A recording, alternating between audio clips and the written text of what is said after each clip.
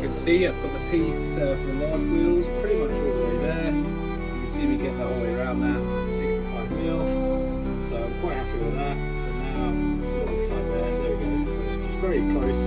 So now I'm just going to mark it out for the big wheels and then get them ready, and then I'll do the small wheels next.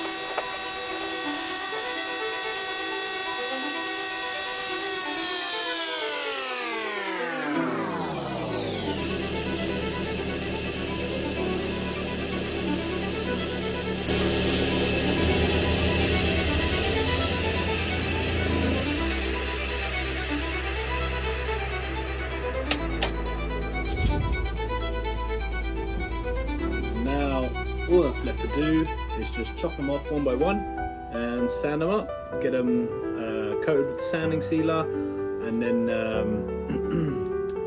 build all the other final pieces, the two side rails. Once they're all cut up and measured, and we'll give them a light sand with the sander sealer, and they'll all be ready to assemble. We'll do a dry fit, then we'll pull it all apart.